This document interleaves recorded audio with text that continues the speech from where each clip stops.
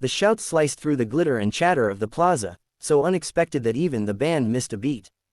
Gabriel Moreau had never been publicly yelled at before, not in his 38 years of life, and certainly not during a press-covered tasting event meant to celebrate his new luxury dining plaza.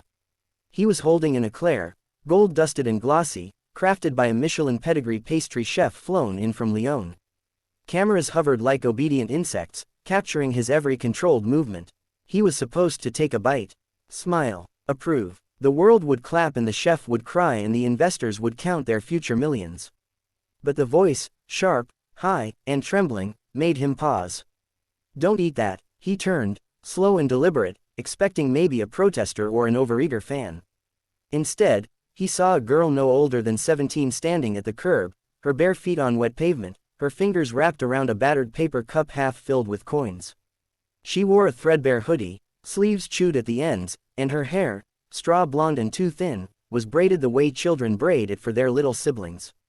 Her eyes were enormous, reflecting the plaza lights like wet glass. For a moment, no one moved. People didn't know how to react to interruptions from the edges of society. They stared at her the way they might stare at a stray dog entering a ballroom. A reporter tittered. A waiter rolled his eyes. Gabriel exhaled, annoyed. "Security, please," she said again, stepping closer. "Don't eat it, it's not safe." Her voice wasn't loud this time. It was trembling and earnest in a way that pricked something faint and unwelcome in his chest, not guilt, but curiosity. Still, he straightened to full height, his posture sharpened with authority. "Young lady, this is a controlled culinary demonstration. I assure you, everything here is perfectly safe." She shook her head, clutching her bundle of napkins. "That filling, they use a chemical. Something to make people slow, tired. My brother got sick after eating something like that." Laughter drifted across the plaza. Slow and tired, chemical. It sounded like superstition, a street myth woven by people who feared what they didn't understand. Gabriel lifted the eclair again. "I don't have time for." Then she did something that stunned every person watching. She walked up, past the velvet rope, past the security guard too startled to react, and gently placed her fingers on Gabriel's wrist. Her touch was feather-light. Not aggressive, not dirty or frantic like he expected from someone who begged in public. Just a quiet, pleading hold. Everyone gasped. A billionaire touched by a street girl, that alone would be a headline. "Please," she whispered, "just look at it. Before you eat it, just look." He should have pulled away. He should have signaled security. He should have continued with the photo op. But something in her face, fear so raw it didn't know how to pretend, unsettled him. Slowly, he reached into his pocket and removed one of his cufflinks, a polished mother-of-pearl piece custom made in Italy. He used it like a knife to peel back a corner of the eclair's wrapping. The girl held her breath. The crowd leaned in. Under the gold leaf and glossy shell, the filling oozed out in a lump, grayish-brown, dull, strangely thick. It didn't shimmer with chocolate richness. It didn't smell of rum or espresso or anything remotely edible. Instead, it gave off a faint scent of almonds mixed with something sharp and chemical.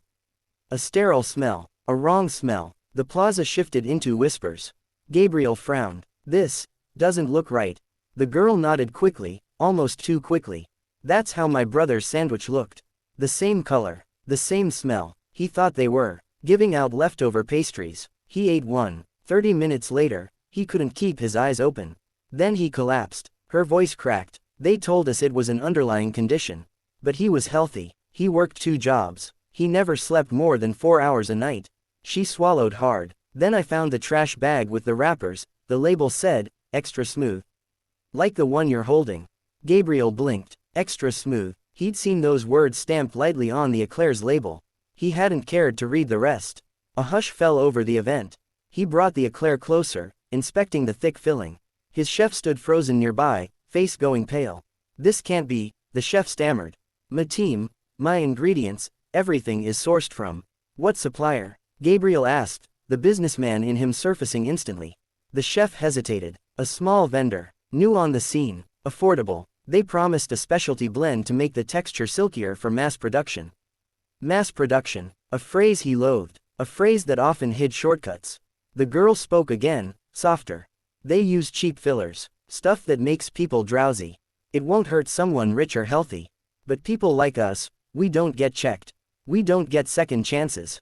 Her eyes flicked toward an alleyway bench where a man, gaunt, hollow-cheeked, wrapped in a thin blanket, slept in a curled position. His breathing was shallow, irregular. Not the peaceful exhaustion of a man resting, but the labored drift of someone fighting unconsciousness. "My friend," she whispered. "He ate one 2 days ago. He hasn't woken up." The cameras stopped clicking. Now they were recording, not a billionaire eating dessert, but a billionaire staring at something rotten beneath a golden surface. A metaphor too perfect for the media to resist. Gabriel felt heat crawl across his collar. Years of luxury had trained him to ignore the poor, but his instincts, razor-sharp, built for acquisitions, mergers, and hunting weaknesses in systems, were suddenly electric. "Who exactly sold you this ingredient?" he asked the chef. The girl answered before the chef could. She spoke the company name clearly, without hesitation. A name Gabriel recognized, a name that had once pitched to his team, small, scrappy, aggressive, desperate to break into the premium market. A company whose cost sheet had concerned his analysts for being too good to be true. He closed the eclair slowly. Security finally approached the girl, but Gabriel lifted a hand. "Don't touch her." He turned back to her, speaking low. "What's your name?" "Lena," she said. "My brother's name is Matteo. And you're sure this filling," he held up the eclair, "is the same as what he ate?"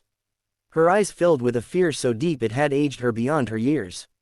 "I'm sure. I know that smell. I know that color. I know what it did." For the first time all night, Gabriel felt something unfamiliar tightening in his stomach. Not fear for himself, but the dawning realization that something ugly, something negligent, something cruel, had been allowed into his world. His world that he assumed was safe, controlled, curated. The cameras zoomed in, reporters leaned forward, the band stopped playing completely. And the billionaire, for the first time in the public eye, did not know what to say. But he knew what he had to do. He handed the eclair to his head of security. "Test it," he ordered. "Now." Then he looked at Lena. The words had barely left Gabriel's mouth before Lena turned, motioning for him to follow. The crowd parted like water around a ship, shocked silent as the billionaire abandoned his own luxury event to trail a barefoot street girl into the dimming city. His security chief hurried behind him. "Sir, this is highly irregular." "That eclair was irregular," Gabriel snapped. "This is necessary." They reached the edge of the plaza, where polished marble gave way to cracked pavement. The music faded behind them, replaced by the distant rumble of traffic and the wet hum of evening. Lena moved quickly, her thin legs surprisingly steady. "He's this way," she said. "My friend. In the place where I found the wrappers." They passed into an alley where neon signs flickered and shadows curled at the edges like warnings. The further they walked, the narrower the world became. His shoes splashed through puddles that smelled faintly of oil, and he felt the city in a way he hadn't in years, gritty, breathing, real. Lena stopped beside the bench where the man lay. "This is Matteo?" Gabriel asked. She shook her head. "No, this is Jonah. Matteo is at the shelter tonight. Jonah's the one who hasn't woken up." Gabriel crouched despite the stain his Italian suit would suffer. Jonah's breath was shallow, his skin cold with a faint sheen of sweat. He looked painfully young underneath the grime, maybe 20. "What did he eat?" Gabriel asked. "One of those pastries." Lena reached into her hoodie pocket and pulled out a sandwich bag. Inside was a crumpled wrapper and a small smear of the grayish filling. "I kept this, just in case." His security chief took it carefully. "We'll get this tested too." Gabriel stood, jaw tight. "Where did Jonah get it?" Lena pointed deeper into the alley. They walked another block until they reached a shuttered row of shops. Metal grates were pulled down over the storefronts, but one narrow door stood ajar. A dim light glowed inside. "That's the kitchen," Lena whispered. "They use it late at night when nobody's watching." Gabriel pushed the door open. The room smelled of sugar, flour, and something bitter under the surface, something synthetic, chemical.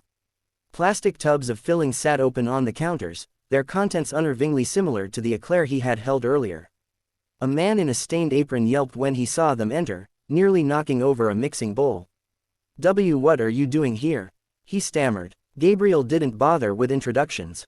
"Tell me what's in this." He lifted the nearest tub. The man froze. I don't know. I just mix what I'm given." "Who gives it to you?" Gabriel demanded. "The supplier. They send pre-made filler. They said it's safe, FDA approved, just cheaper than chocolate." He swallowed hard. "Said it makes the product smoother. More shelf stable." Gabriel's jaw clenched. What supplier? The man said the name. The same name Lena had spoken. The same company Gabriel's investors once called, promising. He felt something cold and sharp settle in his spine. Where are the invoices? Gabriel asked. The man pointed to a cabinet. Inside, Gabriel found a stack of papers, purchase orders, receipts, sample batches, discount offers designed to lure struggling businesses into taking shortcuts. His security chief stepped beside him. Sir, this is enough to open an investigation. It's enough to bury someone, Gabriel murmured. Lena hovered near the door, watching him with wide eyes. Will they stop making it? They'll do more than stop, he said, glancing at the papers. This ends tonight. By midnight, the alley was crowded with inspectors, paramedics, and 2 detectives. News vans had already begun circling like vultures. Word had spread, billionaire discovers tainted food in underground kitchen. Gabriel didn't speak to reporters. His focus was on Jonah, who had been lifted onto a stretcher and given oxygen. The paramedic frowned thoughtfully. He's lucky, she said. The compound slowed his heart rate, but he's young. Strong. He should wake up. Lena's shoulders sagged with relief. Gabriel placed a gentle hand on her arm.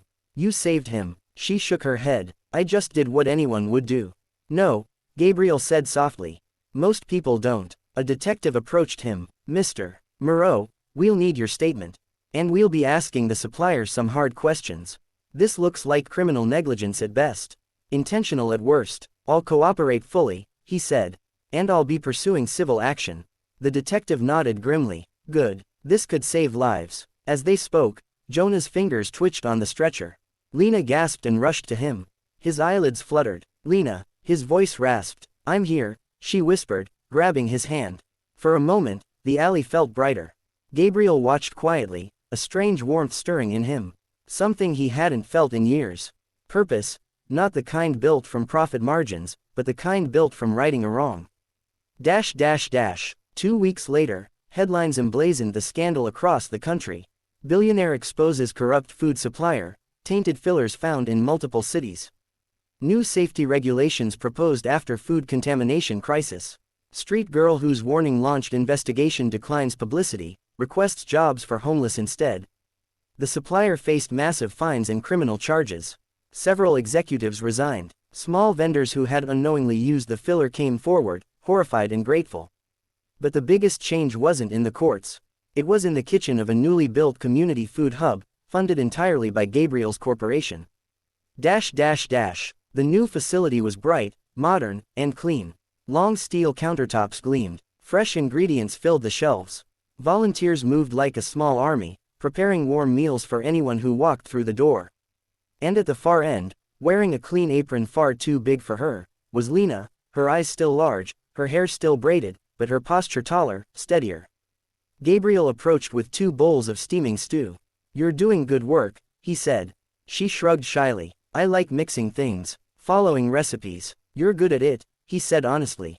Have you thought about culinary training? Her head snapped up. Training, like in a real school. That costs. Already covered. She blinked. Why would you do that for me? Because you did something extraordinary, he said. You spoke up. You saved lives, including mine, possibly. She smiled. A small, glowing thing. I didn't save you. I just stopped you from eating something bad. And that, he said, is more than most people have the courage to do. She laughed softly. Will things really change? She asked him. Yes, Gabriel said firmly. They will. And you're going to help me make sure of it. She looked around the bustling kitchen. I think I can do that. He nodded. Together, they stepped forward to serve the waiting line, a billionaire and a former beggar girl, 2 lives that should never have crossed but did, in the way stories sometimes choose the unlikeliest people to rewrite the world. And as Gabriel handed out bowls of real, honest food, he realized something. This was the first time in years that feeding people felt meaningful. The gold-dusted pastries and flashy events had never come close. Show me, he said quietly. Show me everything.